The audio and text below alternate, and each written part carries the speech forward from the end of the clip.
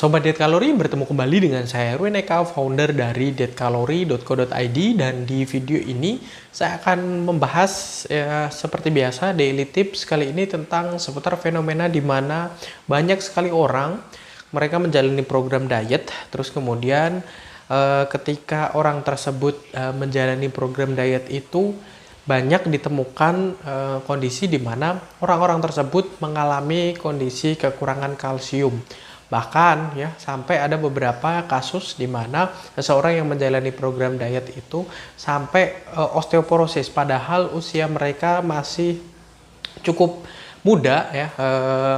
Jarang sekali dijumpai kondisi osteoporosis pada orang-orang seusia mereka, dan setelah ditelusuri ya ternyata ya riwayat dari pasien tersebut, mereka kekurangan kalsium, mereka mengalami kurangnya kepadatan tulang dikarenakan mereka kondisinya itu jarang sekali mengkonsumsi makanan-makanan yang mengandung nutrisi, yang mengandung gizi baik, yang mengandung kalsium. Misalnya ya, kalsium ini banyak sekali terkandung di dalam susu serta produk-produk olahannya ya.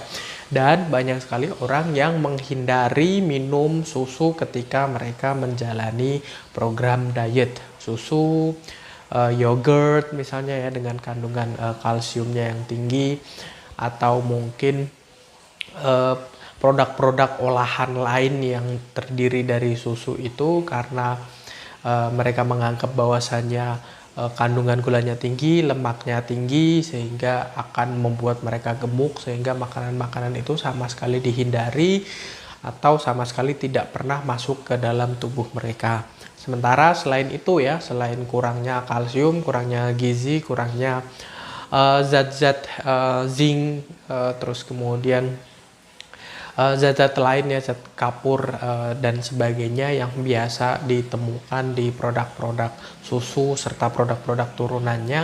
Nah, ada satu kondisi lainnya juga ya yang disertai dalam program diet, biasanya meminta seseorang untuk beraktivitas lebih, untuk berolahraga, untuk lari, jogging, untuk angkat beban apalagi gitu ya, membuat mereka merasakan pressure ya, tulang yang mereka miliki ini mereka menjadi lebih banyak tekanan, lebih banyak pressure, lebih banyak berat yang harus dipikul gitu akibat dari tensi latihan yang mereka jalani. Jadi di satu sisi kadar nutrisinya terbatas ya, karena tidak mau sama sekali untuk mengkonsumsi makanan-makanan itu, dan di sisi lain mereka yang biasanya katakanlah jarang sekali beraktivitas secara fisik, jarang sekali melakukan satu gerakan atau mungkin angkat beban dan sebagainya, tiba-tiba ya karena ingin mendapatkan bentuk tubuh yang ideal, mereka merubah gaya hidupnya yang tadinya sama sekali malas melakukan suatu hal, suatu aktivitas fisik, gampang capek dan sebagainya. Mereka mempush diri mereka untuk melakukan olahraga, bahkan beberapa yang sangat ekstrim sekali gitu ya.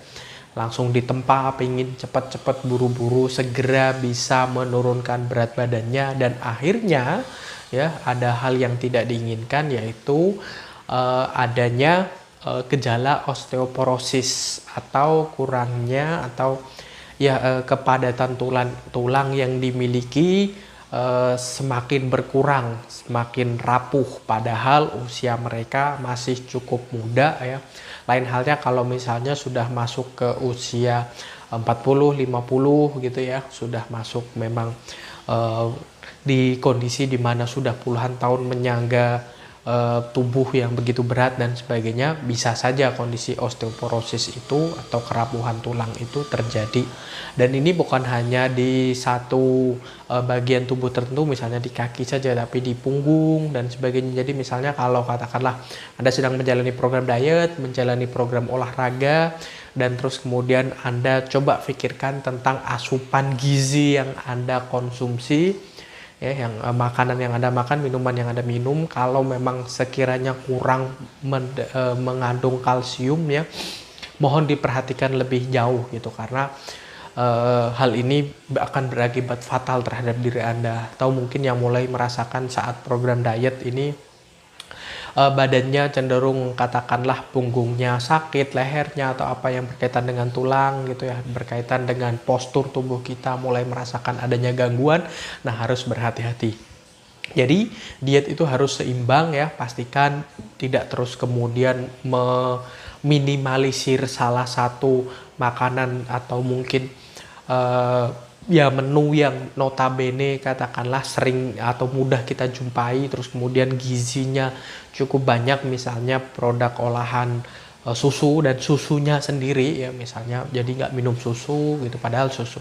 Di video saya yang lain saya sudah pernah membahas tentang susu ini. Kalau susu murni, susu yang UHT itu ya, susu yang hanya mengalami proses pasteurisasi, itu sebetulnya cukup aman untuk dikonsumsi dan kalorinya masih dalam batas ambang yang wajar gitu. Untuk misalnya 1-2 gelas per hari itu tidak masalah untuk dikonsumsi, tidak terus kemudian serta-merta membuat diri Anda gemuk. Lain halnya kalau yang susu full cream, susu kental manis apalagi, itu memang kandungan gulanya tinggi, lemaknya tinggi, jadi harus berhati-hati.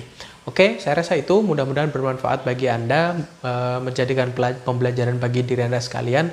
Jadi sebisa mungkin kita tidak hanya mendapatkan bentuk tubuh yang ideal, tapi juga menyehatkan tubuh kita tidak berdampak negatif, misalnya osteoporosis tadi. Oke, saya rasa itu ya. Silakan like, comment, and share. Jangan lupa subscribe. Bagi yang belum subscribe, tekan tombol loncengnya juga supaya mendapatkan notifikasi.